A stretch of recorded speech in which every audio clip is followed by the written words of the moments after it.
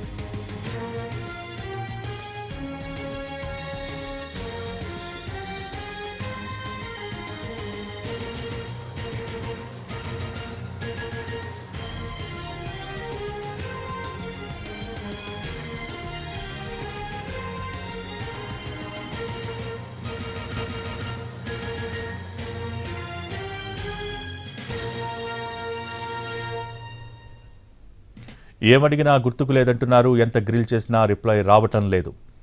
గత 6 రోజులుగా విచారణలో ప్రభాకర్ రావు తీరిదే. సిట్ అధికారులు ఎన్ని రకాలుగా కూపిలాగినా తెలియదు, మర్చిపోయా, గుర్తులేదనే జవాబిస్తున్నారు. దీనికి సంబంధించి పూర్తి సమాచారం మా ప్రతినిధి రాధాకృష్ణ లైవ్ ద్వారా అందించేందుకు సిద్ధంగా ఉన్నారు. Radhakrishna, over to you. Bhogi phone tapping కేసులో కీలక పరిణామాలు అయితే చోటు చేసుకుంటున్నాయి. ఎందుకంటే నిన్న ప్రభాకర్ రావుని విచారించిన సమయంలో ఇప్పటి వరకు అనేక రకాల సమాధానాలు చెప్పిన ప్రభాకర్ రావు ఏకంగా అప్పటి డీజీపీ ఆదేశాల మేరకే తాము ఫోన్ ట్యాపింగ్లకు పాల్పడ్డట్లుగా చెప్పడం ఇప్పుడు పెద్ద సంచలనంగా మారిందనే మనం చెప్పుకోవచ్చు. ఎందుకంటే ఇప్పటి వరకు అతను మావోయిస్టు సానుభూతి పనుల పేరుతోటి అలాగే ఎన్నికలకు విఘాతం కలిగిస్తారన్న అభియోగాలపై ఫోన్ ట్యాపింగ్లు చేశామని చెప్తూ వచ్చిన ప్రభాకర్ రావు ఇప్పుడు ఏకంగా అప్పుడు 2023లో డీజీపీగా పనిచేసిన వ్యక్తి పేరు చెప్పడం, అతను చెప్పిన ఆ డీజీపీ చెప్పిన ఆదేశాల ప్రకారమే తాను ఫోన్ ట్యాపింగ్లు చేయించారని కూడా చెప్పడం జరిగింది. ఇది ఇప్పుడు రాష్ట్ర వ్యాప్తంగా సంచలనంగా మారిందనే చెప్పుకోవచ్చు. నిన్న ప్రభాకర్ రావుని విచారించిన తర్వాత ఇవాళ మళ్ళీ ప్రణీత్ రావు కూడా విచారణకు రావడం జరిగింది. ప్రణీత్ రావుని ఇవాళ విచారణకు పిలిచారు సిట్ అధికారుల బృందం. కొద్దిసేపటి క్రితమే ఎస్ఐబి మాజీ డీఎస్పీ ప్రణీత్ రావు ప్రస్తుతం సిట్ కార్యాలయం లోపలికి వెళ్లారు. అతన్ని ఇవాళ సిట్ అధికారులు విచారించబోతున్నారు. నిన్న ప్రభాకర్ రావుని డీసీపీతో పాటుగా సిట్ అధికారి ఏసీపీగా ఉన్న వెంకటగిరి వీళ్ళిద్దరు కూడా దాదాపు 7 గంటలకు పైగా కూడా విచారించడం జరిగింది.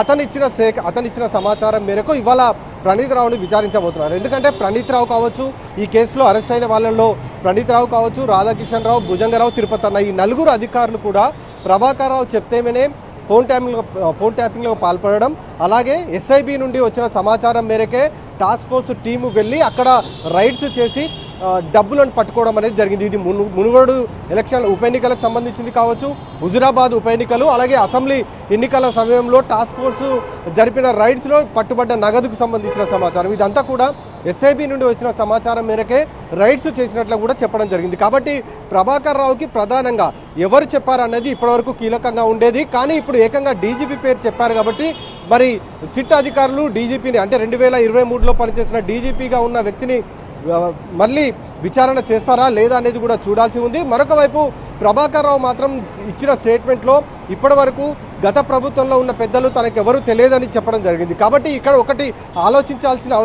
ఆలోచించాల్సింది ఏంటంటే ఇతను ప్రభాకర్ రావు అనే వ్యక్తి తన అధికార దుర్వినియోగానికి పాల్పడ్డా అనేది కూడా తెలియాల్సి ఉంది.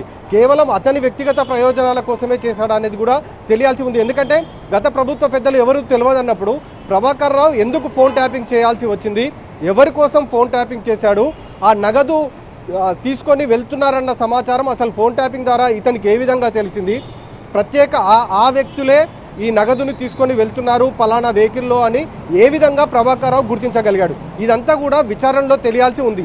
ఎందుకంటే గత ప్రభుత్వంలో ఎవరు కూడా తనకు ఫోన్ నెంబర్లు ఇవ్వలేదని చెప్పడం జరిగింది. కేవలం డీజీపీ కార్యాలయం నుండి వచ్చిన ఫోన్ నెంబర్లనే తాము ట్యాప్ చేశామని అతను చెప్పడం జరిగింది. కాబట్టి ఏ విధంగా ఇతను ఫోన్ ట్యాపింగ్ చేశాడనేది కూడా పూర్తి స్థాయిలో విచారణలో తెలియాల్సి ఉంది. మరొక వైపు విచారణలో సరిగ్గా ప్రభాకర్ రావు స్పందించట్లేదు, సరైన సమాధానాలు చెప్పడం లేదని ఇప్పటికే సిట్ అధికారులు కూడా భావిస్తున్న నేపథ్యం ఉంది. కాబట్టి ఆగస్టు 5 వరకు ఇతన్ని అరెస్ట్ కూడా చేయొద్దని ఉంది. కాబట్టి ఆగస్టు 4వ తేదీ వరకు ఒక పిటిషన్ని అంటే కౌంటర్ని దాఖలు చేయడానికి అవసరమైన ఏర్పాట్లు ఒకవైపు సిట్ అధికారులు చేస్తూ ఉన్నారు. ఎందుకంటే సిట్ అధికారుల విచారణలో అతను వీడియో రికార్డింగ్ చేస్తున్న సమయంలో ఎక్కడ కూడా సరైన సమాధానాలు చెప్పట్లేదు, ఒకటి గుర్తు రావట్లేదని రకరకాల సమాధానాలు చెప్పాడు. ఇప్పటివరకు మనం చూసాం మావోయిస్టుల పేర్లు, అలాగే కొన్ని అసాంఘిక శక్తులు అంటూ కూడా చెప్పడం జరిగింది. ఇప్పుడు డీజీపీ పేరు చెప్పాడు. కాబట్టి ఎందుకు ఈ విధంగా సమాధానాలు చెప్తున్నాడు ప్రభాకర్ రావు అనేది కూడా వీడియో రికార్డింగ్ ద్వారా చేశారు. వీటినన్నిటిని కూడా సుప్రీంకోర్టులో కౌంటర్ ద్వారా సిట్ అధికారులు ఫైల్ చేయబోతున్నారు. ఆగస్టు 4వ తేదీ చేసే అవకాశం అయితే మనకు కనబడుతుంది. ఇవాళ ప్రణీత్ రావు విచారణలో కీలకంగా ఉండబోతుంది ఏంటంటే నిన్న డీజీపీ పేరు చెప్పడం జరిగింది. కాబట్టి ఇవాళ ప్రణీత్ రావు ఏం చెప్తాడు? ఎందుకంటే ప్రణీత్ రావు గతంలో విచారణలో పూర్తిగా ప్రభాకర్ రావు పేరే చెప్పడం జరిగింది.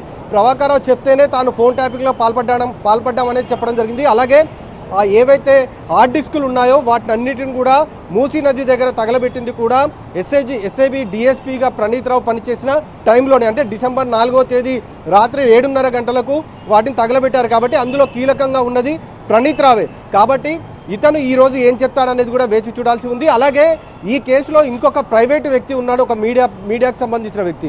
అతను ఏ విధంగా ఇందులోకి ఎంటర్ అయ్యాడు, ఫోన్ ట్యాపింగ్కి సంబంధించిన దాంట్లో అతనికి ఎలాంటి సంబంధం ఉంది, అతను ఫోన్ ట్యాపింగ్ ఎందుకు ఎస్ఐబి ద్వారా పర్సనల్గా చేయించాడు, వీళ్ళకు ఏ విధంగా సహకరించారన్న దానికి సంబంధించి ఇవాళ ప్రణీత్ రావు ఇచ్చే స్టేట్మెంట్ కూడా చాలా కీలకంగా ఉండబోతుంది. భోగి.